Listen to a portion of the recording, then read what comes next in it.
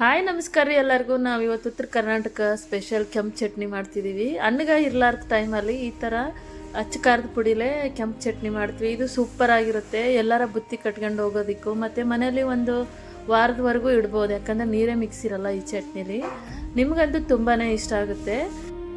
ಈ ಚಟ್ನಿ ದೋಸೆ, ರೊಟ್ಟಿ, ಚಪಾತಿ, ಬಿಸಿ ಅನ್ನ, ತುಪ್ಪಕ್ಕೆ ಸೂಪರ್ ಕಾಂಬಿನೇಷನು. ಮತ್ತು ಅವಸರದಲ್ಲಿ ಅಂತೂ ಏನಿಲ್ಲ ಅಂದರೂ ಈ ಚಟ್ನಿ ಮಸ್ತಾಗಿರುತ್ತೆ. ಹಾಗಾದರೆ ಬನ್ನಿ ಕೆಂಪು ಚಟ್ನಿನ ಹೇಗೆ ಮಾಡೋದು ಅಂತ ನೋಡ್ಕೊಂಬರೋಣ. ನಾನಿಲ್ಲಿ ಬಾಣಲಿ ಇಟ್ಟಿದ್ದೀನಿ. ಆ ಬಾಣಲಿಲಿ ಈರುಳ್ಳಿ ಹಾಕ್ತಿದ್ದೀನಿ. ಒಂದು 4 ಈರುಳ್ಳಿ ತೊಗೊಂಡಿದ್ದೀನಿ. ಸ್ವಲ್ಪ ಎಣ್ಣೆ ಹಾಕಿ ಉರಿಬೇಕು ಇದನ್ನು.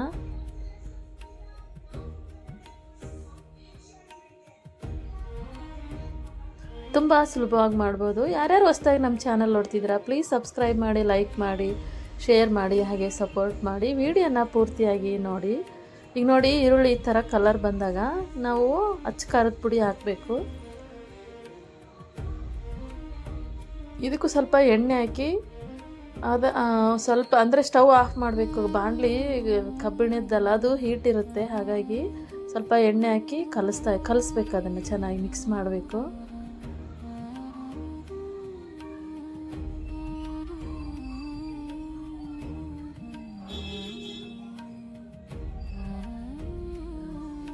ನೋಡಿ, ಇವಾಗ ಹುಣಸೆ ಹಣ್ಣು ಹಾಕ್ಕೊಳ್ಳೋಣ. ಹುಣಸೆ ರಸ ಏನಿಲ್ಲ, ಹುಣಸೆ ಹಣ್ಣೆ ಹಾಕ್ಬೇಕು ಇದಕ್ಕೆ.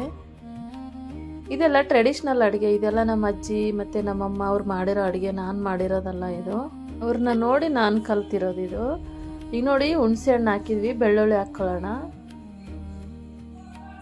ಬೆಲ್ಲ ಹಾಕ್ಬೇಕು ಇದಕ್ಕೆ.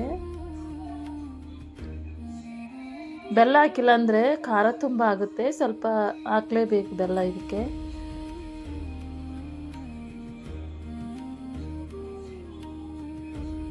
ಮತ್ತು ರುಚಿಗೆ ತಕ್ಕಷ್ಟು ಉಪ್ಪು, ಖಾರಕ್ಕೆ ಎಷ್ಟು ಬೇಕೋ ಅಷ್ಟು ಉಪ್ಪು ಹಾಕ್ಕೊಳ್ಳೋಣ. ಇದನ್ನು ಚೆನ್ನಾಗಿ ಮಿಕ್ಸ್ ಮಾಡೋಣ.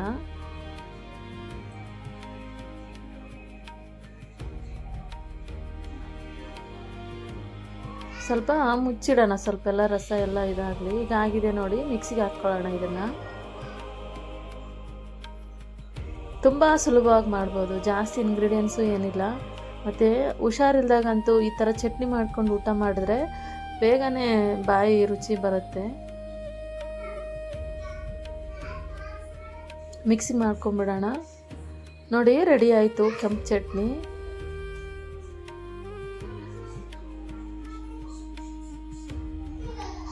ಬಿಸಿ ಅನ್ನಕ್ಕೆ ಕೆಂಪು ಚಟ್ನಿ ಸೂಪರ್ ಆಗಿರುತ್ತೆ.